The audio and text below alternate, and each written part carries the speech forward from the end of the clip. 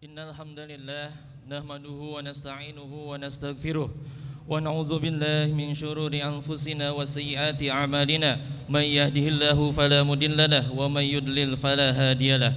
Asyhadu an la ilaha illallah wahdahu la syarikalah wa asyhadu anna Muhammadan abduhu wa rasuluhu allazi la nabiyya wa la rasula ba'dah. Sahadata man huwa khairum maqaman wa ahsanu nadiyya wa ashhadu anna sayyidana Muhammadan abduhu wa rasuluhu al-muttasifu bil makarimi kibaran wa sabiyya. Allahumma fasalli wa sallim ala sayyidina Muhammadin kana sadiqal wa'di wa kana rasulan nabiyya wa ala alihi wa sahbihi allazina yuhsinuna islamahum wa lam yaf'alu syai'an fariyya. Amma ba'du, faya ayyuhal hadirun rahimakumullah, usini nafsi wa iyyakum bitaqwallah faqad fazal muttaqun. Qala Allah Ta'ala fil Qur'anil Karim, a'udzu billahi minasy syaithanir rajim. Ya ayyuhalladzina amanu taqullaha haqqa tuqatih wa la tamutunna illa wa antum muslimun. Wa qala aidan, ya ayyuhalladzina amanu taqullaha wa qulu qawlan shadida yuslih lakum a'malakum wa yaghfir lakum dhunubakum wa man yuti'illaha wa rasulahu faqad faza fawzan 'azima. Alhamdulillahirabbil alamin. Segala puji bagi Allah Subhanahu wa taala yang telah menganugerahkan berbagai curahan kenikmatan, salah satunya yaitu kenikmatan iman dan Islam. Dan Allah Subhanahu wa taala telah memberikan kenikmatan pada kita semuanya sehingga bisa berkumpul di tempat ini untuk sama-sama melaksanakan hari Jumat. Dan anugerah terbesar bagi kita sebagai seorang muslim yang Allah berikan hari ini adalah Allah menganugerahkan kita Ramadan. Karena Ramadan ini adalah doa terbaik yang selalu dipanjatkan oleh Nabi dan juga para sahabat. Para sahabat berdoa ingin bertemu dengan Ramadan bahkan 6 bulan sebelum Ramadan itu datang. Karena Ramadan itu adalah sebuah penantian, maka selayaknya kehidupan seorang muslim itu adalah sebuah penantian dari Ramadan kepada Ramadan yang akan datang. Mudah-mudahan Ramadan kali ini, Ramadan tahun ini, di 10 hari terakhir Ramadan ini, mudah-mudahan Allah Subhanahu wa taala memberikan kita kekuatan, memberikan kita kesempatan untuk bisa mempersembahkan ketaatan terbaik untuk meningkatkan hubungan kita dengan Allah Subhanahu wa taala, dan mudah-mudahan Ramadan ini menjadi Ramadan terbaik untuk kita semuanya. Dan kita berharap, kita berdoa pada Allah Subhanahu wa taala, mudah-mudahan Ramadan ini bukan Ramadan terakhir. Mudah-mudahan Allah Subhanahu wa taala mempertemukan kita dengan Ramadan yang akan datang. Masyiral muslimin rahimakumullah. Yang kedua, salawat dan salam semoga Allah selalu mencurahkannya pada junjungan kita Nabi besar Muhammad sallallahu alaihi wasallam, kepada keluarganya, kepada para sahabatnya, dan mudah-mudahan sampai pada kita selaku umatnya yang masih setia mengikuti jejak dan langkahnya hingga akhir zaman. Mudah-mudahan Allah Subhanahu wa taala menjadikan kita umat Nabi sallallahu alaihi wasallam yang layak mendapatkan syafaat dari baginda Nabi sallallahu alaihi wasallam. Pada kesempatan Jumat yang mulia ini, Al-Fakir selaku khatib mengajak kepada hadirin sekalian, marilah kita senantiasa meningkatkan keimanan dan ketakwaan kita kepada Allah Subhanahu wa taala. Karena yang membedakan kita di hadapan Allah bukan kedudukan, bukan posisi, bukan jabatan, tapi tingkat ketaatan kita pada Allah Subhanahu wa taala, tingkat ketakwaan kita kepada Allah Subhanahu wa taala. Salah satu perwujudan takwa itu adalah takutnya kita kepada Allah Subhanahu wa taala. Maka selama masih ada rasa takut kita pada Allah Subhanahu wa taala, mudah-mudahan itu pertanda keimanan dan ketakwaan kita kepada Allah Subhanahu wa taala, dan mudah-mudahan Allah Subhanahu wa taala meningkatkan derajat kita. Masyiral muslimin rahimakumullah. Di kesempatan terbatas ini izinkan khatib mengambil sebuah tema yang ringan sekali untuk dibahas, namun berat sekali untuk sama-sama kita laksanakan, yaitu obat hati untuk jiwa yang lelah. Hadirin sekalian, organ tubuh manusia yang paling cepat kotor ternyata bukan wajah, tapi hati. Coba lihat, ketika wajah kita kotor, kita basuh, kita cuci, bahkan berbagai sabun kita gunakan untuk menghilangkan kotoran di wajah. Tapi tahukah teman-teman hadirin sekalian rahimakumullah, bahwa hati juga kotor. Pertanyaannya adalah bagaimana yang harus kita lakukan ketika hati kita kotor. Bahkan organ tubuh kita yang paling cepat lelah, yang paling cepat capek, bahkan kata ulama bisa mati, yaitu bukan kaki tapi hati. Maka hadirin sekalian, apa jadinya jika Allah anugerahkan kita hati yang lelah, hati yang cepat lelah, bahkan hati yang mati? Hadirin rahimakumullah, jika hati mati, kata para ulama, bencana terbesar itu terjadi ketika hati mati mendahului jasad. Kenapa bisa berbahaya? Karena kalau hati mati mendahului jasad, jasadnya masih hidup, hatinya sudah mati, maka orang tersebut tidak akan sungkan-sungkan, tidak akan segan-segan, tidak akan punya rasa takut pada Allah Subhanahu wa Ta'ala untuk melakukan berbagai kemaksiatan.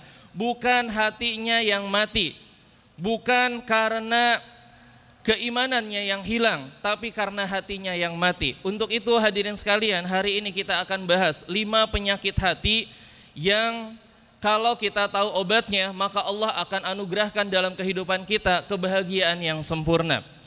Hadirin sekalian, betapa orang ketika hatinya lelah, ketika hatinya capek, bahkan ketika hatinya mati, perkara sederhana menjadi luar biasa bagi orang yang hatinya lelah, yang hatinya mati. Yang pertama hadirin sekalian, penyakit hati yang sering menimpa manusia, yaitu adalah khawatir dengan masa depan. Sebelum ke masa depan, yang pertama itu adalah kecewa. Rasa kecewa dengan pilihan-pilihan yang sudah diambil di masa lalu.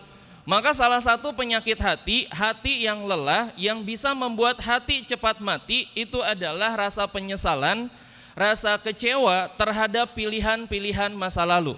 Coba sama-sama kita evaluasi, kita muhasabah.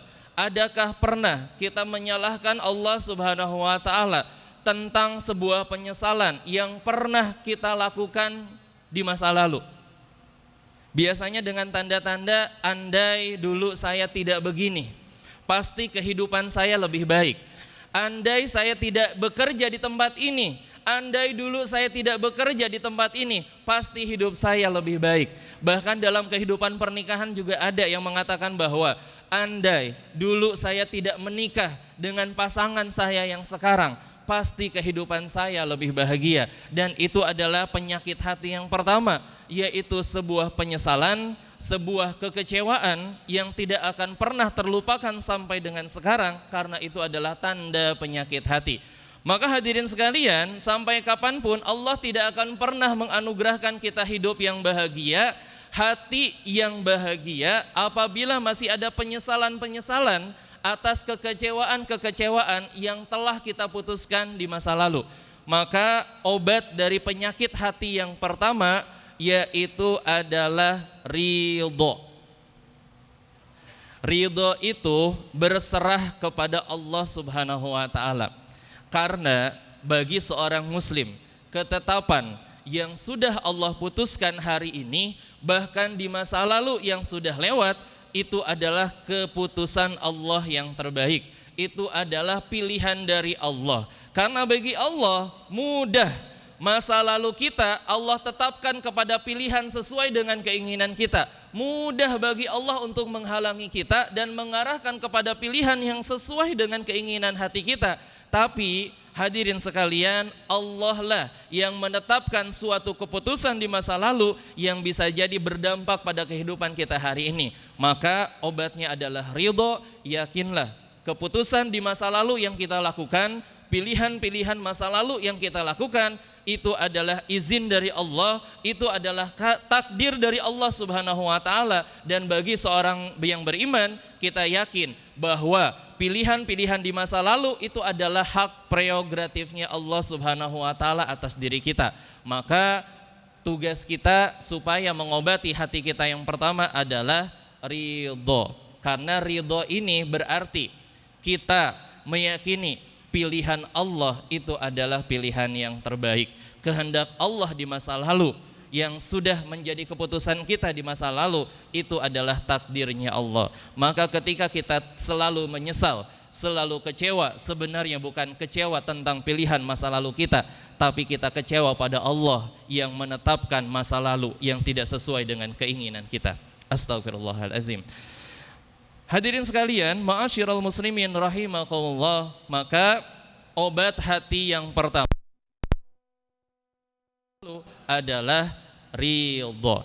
Maka selama kita ridho, maka kita bisa melupakan masa lalu kita, karena masa lalu kita adalah masa lalu terbaik pilihan Allah Subhanahu wa taala. Jangan pernah menyesal, jangan lagi kecewa, karena itu adalah kehendak Allah Subhanahu wa taala, pilihan Allah yang terbaik untuk diri kita. Mungkin dulu kita pernah nyesal, andai dulu saya tidak bekerja di tempat ini, andai dulu saya tidak sekolah di tempat ini, andai dulu saya tidak menikah dengan si fulanah, mungkin hidup saya tidak seperti ini. Yakinlah, itu adalah salah satu tanda kita kecewa pada Allah Subhanahu wa taala, karena sesungguhnya apa pilihan kita di masa lalu itu ada kehendak Allah. Yakinlah itu yang terbaik dari Allah Subhanahu wa taala. Ridho kita terhadap keputusan Allah, inilah yang mengobati penyakit hati yang pertama.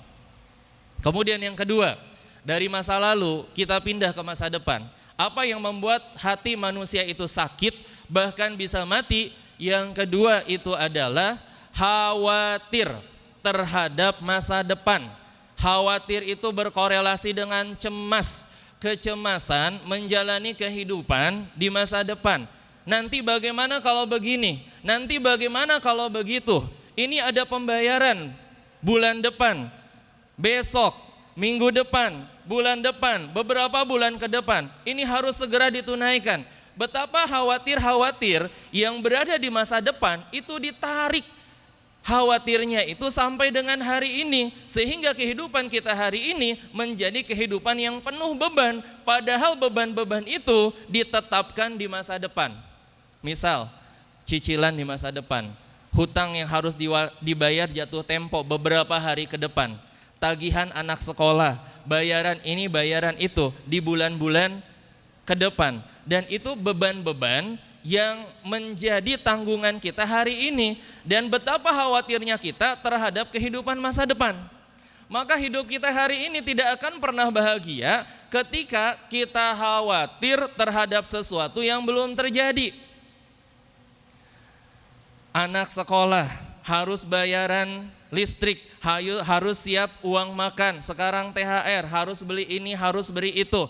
Kemudian kebutuhan, nanti harus mudik gimana, nanti setelah lebaran gimana, nanti Ramadan gimana, nanti sudah menikah gimana. Betapa hidup kita yang sekarang itu tidak baik-baik saja, stres kita terhadap kehidupan yang belum terjadi. Harusnya hidup kita itu stres kalau masa depan itu sudah terjadi. Betapa terbebaninya hidup kita gara-gara sesuatu yang belum terjadi kita paksakan stresnya hari ini. Maka Bapak dan Ibu semuanya, saya yakinkan, jangankan cicilan bulan depan, cicilan minggu depan aja belum tentu kita masih hidup. Jangankan minggu depan, besok aja belum tentu kita masih hidup. Jangankan besok, nanti setelah Jumat belum tentu kita masih hidup. Pertanyaannya adalah, kenapa harus kita khawatir terhadap sesuatu yang belum tentu terjadi dalam kehidupan kita? Maka selama khawatir ini terhadap beban-beban masa lalu tidak pernah menghilang dalam pikiran kita, hati-hati, itulah yang salah satu penyakit hati yang membuat hidup kita tidak akan pernah bahagia. Maka obat yang kedua itu adalah tawakal. Ingat, tawakal itu adalah bergantung. Bukan cuma bergantung, total, berserah diri. Ingat, berserah diri itu beda dengan pasrah. Berserah diri itu adalah mengaitkan hati kita pada Allah, mengaitkan keyakinan kita kepada Allah tanpa melupakan ikhtiar. Banyak sekali yang salah, bergantung pada Allah definisinya pasrah. Nggak ada usaha, tidak ada ikhtiar, sehingga dia sibuk di masjid, sibuk ibadah dan melupakan ikhtiar. Maka ini adalah konsep tawakal yang salah. Karena tawakal yang diajarkan oleh Nabi dan juga para sahabat itu adalah tawakal yang menghiasi ikhtiar. Tawakal sebelum ikhtiar, tawakal saat ikhtiar, dan tawakal setelah ikhtiar. Maka ikhtiar pun tidak bisa asal-asalan. Ikhtiar itu harus yang terbaik karena ikhtiar ini adalah amal solih. Bapak-bapak yang bekerja, kerja ini adalah amal solih, apalagi di bulan Ramadan.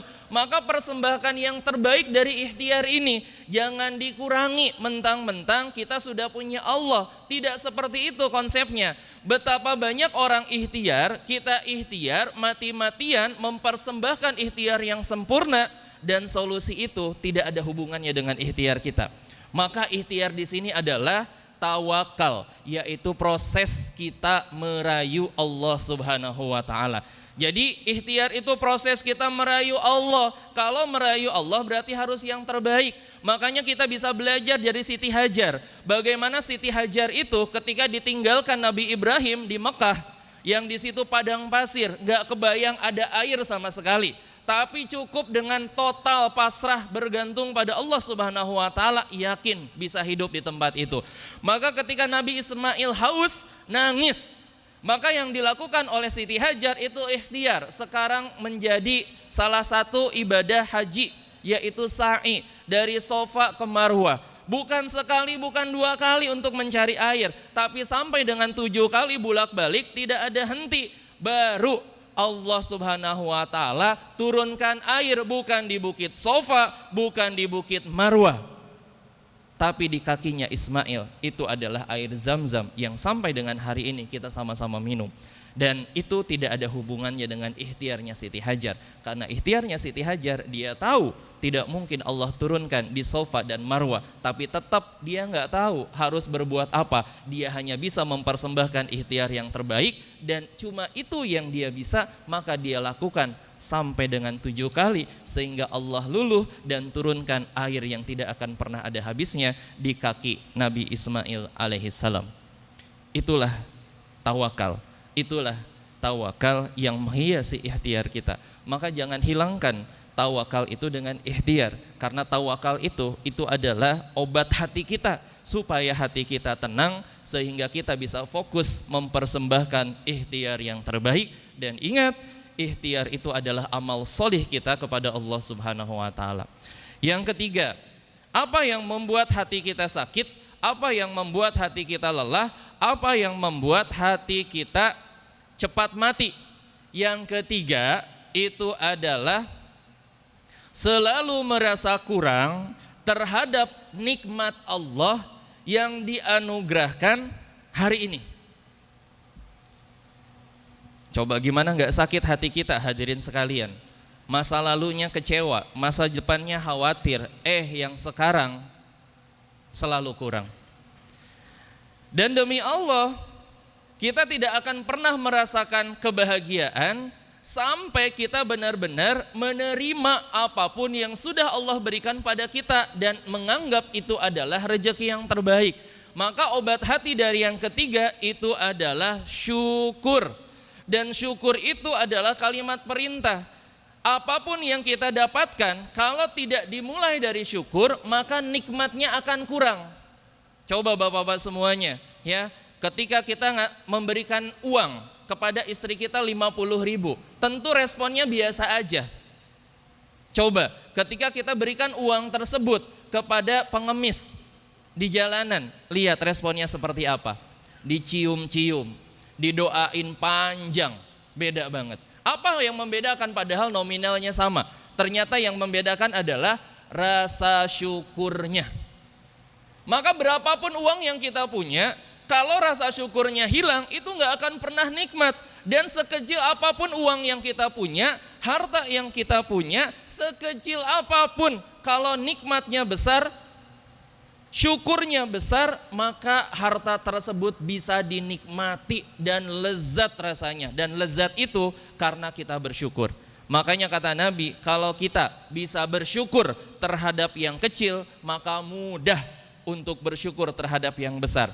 Bersyukur terhadap yang besar itu enggak aneh, itu wajar. nikmatnya besar disyukuri. Tapi yang luar biasa adalah ketika Allah uji kita dengan kenikmatan yang kecil dan kita masih sanggup bersyukur seolah-olah mendapatkan nikmat yang besar, itu adalah yang luar biasa. Sebagaimana Allah Subhanahu wa taala mengatakan, la in syakartum la azidannakum wa la in kafartum inna adzabi lasyadid. Siapa saja yang bersyukur, perintahnya syukur dulu, bukan nikmat dulu. Syukur maka menghadirkan kenikmatan yang Allah tambah. Maka bukan bahagia yang menjadikan kita bersyukur, tapi bersyukurlah maka saat itu Allah akan anugerahkan kebahagiaan kepada kita semuanya. Bukan nikmatnya yang kurang, bukan hartanya yang kurang, tapi rasa syukurnya yang kurang. Maka ketika rasa syukur tidak pernah ada dalam hati kita, sekecil apapun, bahkan sebesar apapun harta yang kita punya, nikmatnya tidak akan pernah terasa andai rasa syukurnya hilang. Kemudian yang keempat dan yang kelima, insya Allah akan sama-sama kita bahas di pertemuan yang akan datang. Mudah-mudahan apa yang khotib sampaikan ini bisa bermanfaat untuk hadirin sekalian, dan mudah-mudahan Allah Subhanahu wa taala menjaga hati kita untuk menjadi hati yang terjaga, hati yang selamat, qalbun salim, dan mudah-mudahan tiga hal itu bisa menjadi obat hati kita supaya jiwa kita tidak lelah, apalagi kalau jiwa kita sampai mati. Yang pertama, yang pertama itu adalah kecewa dengan pilihan masa lalu, obatnya adalah ridho. Yang kedua, khawatir dengan masa depan, cemas dengan masa depan, obatnya adalah tawakal. Dan yang ketiga, selalu merasa kurang dengan apa yang Allah anugerahkan hari ini, obatnya adalah syukur. Mudah-mudahan ridho Allah anugerahkan pada kita semuanya. Mudah-mudahan tawakal, hati ini selalu terpaut pada Allah Subhanahu wa taala. Dan yang ketiga, mudah-mudahan Allah berikan kita hati yang mudah untuk selalu bersyukur pada Allah Subhanahu wa taala. Barakallahu li wa lakum fil Qur'anil azim wa nafa'ni wa iyyakum bima fihi minal ayati wa dzikril hakim wa taqabbalallahu minna wa minkum tilawatahu innahu huwas samiul alim. Wa aqulu qawli hadza fastaghfirullahal azim innahu huwal ghafurur rahim. Allahumma salli wa sallim wa barik ala sayyidina Muhammad wa ala ali sayyidina wa maulana Muhammad.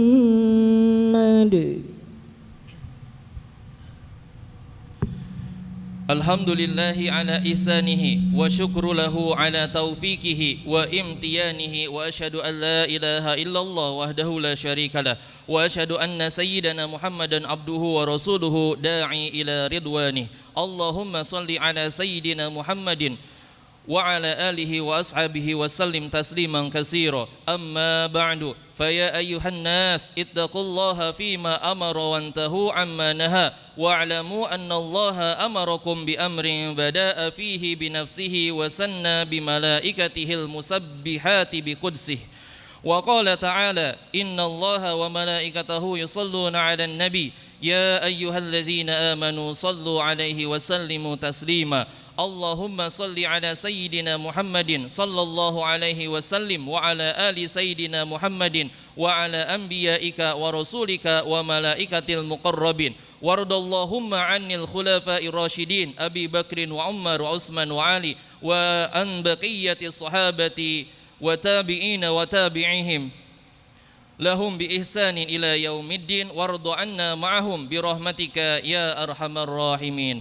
Allahumma ighfir lil mu'minina wal mu'minat wal muslimina wal muslimat al ahya'i minhum wal amwat. Allahumma a'izzal islam wal muslimin wa azilla syirka wal musyrikin wansur ibadakal muwahhidin wansur man nasaraddin wahdhul man khadalal muslimin wa dammir a'da'ad din wa'li kalimatika ila yaumiddin. اللهم ادفع عنا الغلاء والبلاء والوباء والزلازل والمهان وسوء الفتن ما ظهر منها وما بطن عن بلادنا إندونيسيا خاصة وسائر بلدان المسلمين عامة يا رب العالمين. ربنا آتنا في الدنيا حسنة وفي الآخرة حسنة وقنا عذاب النار. ربنا ظلمنا أنفسنا وإن لم تغفر لنا وترحمنا لنكونن من الخاسرين.